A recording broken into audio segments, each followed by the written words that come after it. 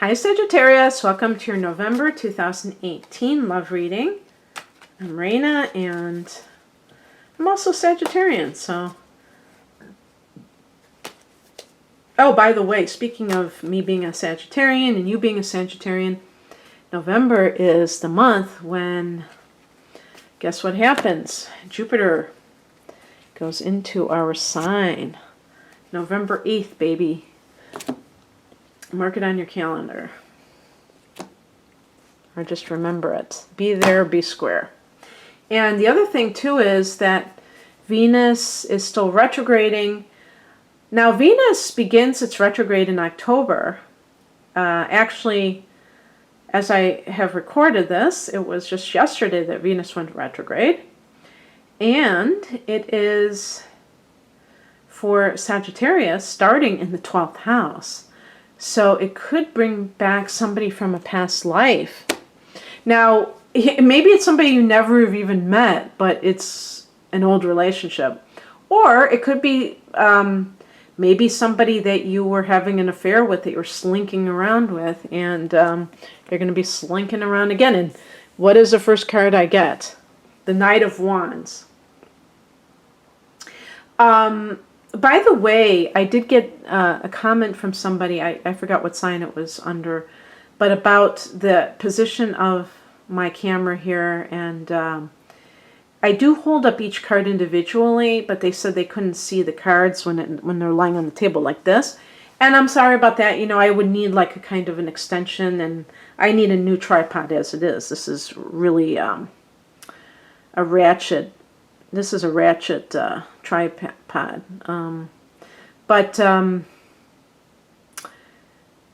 Yeah, I mean, that's a thought that would be good, but I also have a mic situation going on here, so I can't plug in a mic to this because it creates some static, so I have to be close to it. So hopefully it's good enough for now until I upgrade everything at some later date. But I want to get some use out of this.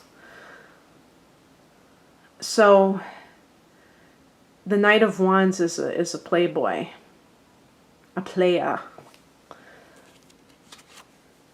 Could be an Aries person, but no, you know what? It's supposed to be Sagittarius, so maybe you're a player.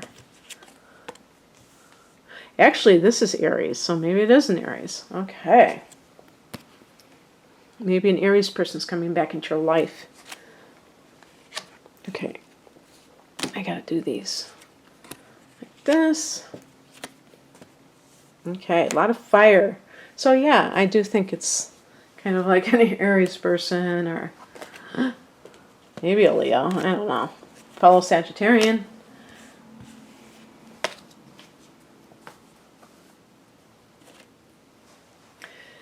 So the heart of the matter, Knight of Wands, this can be a relationship with somebody. Maybe it's kind of frustrating you because this person's a womanizer, or just a very, they're very hard to pin down. I call him good time Charlie. Kind of a person. But they can be like a lot of fun. And sometimes Sagittarians are hard to pin down too, because we love freedom. It could be like a fire sign. Maybe it's not the sun sign, but they might have Venus in Aries, and they're just like, how can I put it? They have commitment issues. But having commitment issues doesn't mean you're a bad person. I have commitment issues in terms of, like, I don't like to sign contracts. You know, I mean, I think Sagittarians have commitment issues, at least in one sense. And it's just like, I want freedom. And, you know, is that a crime to want freedom? No, it's not. But you have to be straightforward. I feel like maybe this person isn't necessarily straightforward. Unless that's you and you're playing the field. Maybe you're like single and you're playing the field. This is the foundation card, the Ace of Wands. Again, you may be starting afresh for some reason. Newly divorced. Maybe you are 20 years old or 25 years old and you're just not ready to settle down. If you're, let me tell you something. If you're in your 20s, and even if you're going through your first Saturn return and you're in your 20s, like you're in your late 20s, don't be influenced by your friends. Don't, like if you have a circle of friends that you've had maybe since college or even high school, and they're like on Facebook and they're like, oh, we're engaged, blah, blah, blah, and you're going to a bunch of weddings and you're buying all these hideous wedding dresses, or what do you call those? You have to wear those hideous bridesmaids dresses, or if you're a guy, you gotta, I don't know. They don't, I was thinking of those hideous suits that they had in the 70s, but they don't wear those anymore. That they're kind of polyester and everything, and they're like pastel colors. But just having to go through that rigmarole. I don't think a lot of Sagittarians like being part of weddings. I always like going to weddings and funerals. But I like funerals a lot because I feel like, I know that sounds weird, but funerals are a chance. Funerals are real. That's real talk, at a funeral, because that's the end of somebody's life in this incarnation, But I always liked weddings too, just being in the audience though. I wouldn't want to be part of I'm talking about being part of a wedding party. So I don't know how you feel. If you're someone who feels very strongly about it, tell me in the comments, because I'm curious how you feel about weddings. About participating in being, like a bridesmaid or whatever whatever. I can't think of the name of it. When you're part of it, when you're like in the cast of thousands of I think it's a bridesmaid, isn't it? Or the male equivalent, groomsman, and just being just attending weddings. How you feel about that? Because you're like, you have a sense of feeling your wild oats, or sowing your wild oats, but there's a term, feeling something. But feeling your freedom and just loving it. Maybe you've been married for 20 years and you're divorced, and it might have been a shock, it might have been terrible, but now you're in this groove that you are just enjoying it, enjoying your independence, enjoying, maybe you're just having fun and you're not settling down with anyone. Maybe you're like, sowing your wild oats. And what's crossing you is represented by the Emperor. Now, the Emperor can be like a father, or like this authority figure. So I'm thinking like in terms of a voice in your head, or just conditioning, or maybe your literal father, or a person who happens to be an Aries individual. Maybe this is an ex that you've tried to get back with, and it's like, no, this person is way too controlling. And I always, that's funny, I always associate the Emperor with Capricorn, because the Emperor always seems to me to be kind of a fuddy-duddy, It doesn't seem like, an Aries person tends to be very,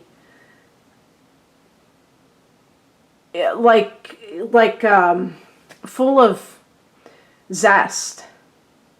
And the Emperor is like on his high horse to me. So whatever, it is associated with Aries, so it's kind of emphasizing with that Knight of Wands. I associate the Knight of Wands with Aries because it seems like this warrior type of an energy, but it's associated with Sagittarius. So maybe this person really, you and this person don't mix, even though you both might be fire signs. And I don't get along with Aries people very well that I've known. So Maybe you've had similar experiences. I think anytime you're with a fire sign person, you're going to feel energized and you're going to feel like a sense of affinity with that person. But there might be kind of like an ego battle, like who's got the biggest ego in the room. And so, I mean, this is like very sexual energy, the Ace of Wands, like an affair. But that might just be like how you're feeling, and you just are not even thinking in terms of like settling down or anything like that. You're just kind of playing the field, and this person might be trying to control that, might be saying, you should be with me and blah, blah, blah.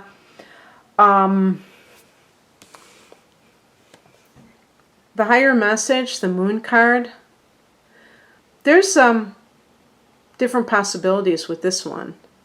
The Moon card can indicate deception, but it can be sometimes self-deception, where you're lying to yourself about something. Maybe you're being reckless in a certain way. I was going to say, maybe you're sleeping around and that's not good for you in that context. But more often, it could be that you are acting like, hey, I'm embracing my freedom, and yet you're involved in let's say you're involved in one night stands and they're leaving you diminished. They're not feeling good. You're feeling lonely. It's funny because I was just thinking about that. That sometimes I think in our modern society we think, oh, we don't have to be old-fashioned, and those values are like so dated and they're not relevant to our modern life or anything like that. And so people, what was that saying? If it feels good, do it. So people are like that, and then they feel this sense of emptiness after a while, because it doesn't lead to that sense of fulfillment. And in some cases, there may be even a sense of degradation, where it's like you're getting together with another person who doesn't have any kind of regard for you. They're looking at you, they're objectifying you. They're not seeing you as you deserve to be seen. And yet you may think that you are independent. And I think especially if you're a woman, with that Knight of Wands, if you're a Sagittarian woman, Sagittarius is a masculine sign, and the Knight of Wands is a double fire energy. And sometimes Sagittarian women may think they can, be like the boys. And I think a lot of us women, I was going to say females. I can't stand when people call women females. It's like a female dog or something. But, we can talk a good game, but I think at the end of the day, we tend to want relationships. So you may be lying to yourself about the need for a relationship and thinking that you just want to remain independent. Maybe you're with this Knight of Wands and this person is pulling the wool over your eyes and you're kind of intoxicated right now. And by lust or, by this strong physical attraction to this person, not really seeing them as they really are, as a player.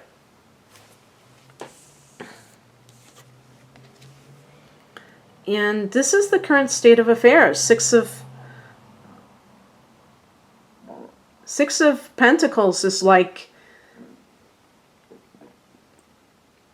a certain type of equality in a relationship. Is it there? Are you giving? It's like, are you throwing pearls before swine?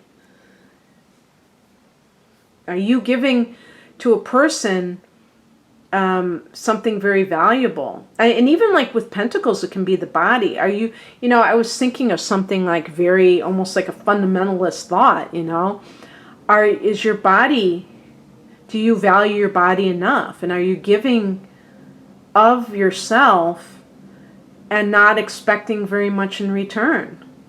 Or maybe you are expecting something in return by giving of your body, and you're not getting anything back in return, and you're it can create a disillusionment or a diluted sense of what exactly is going on.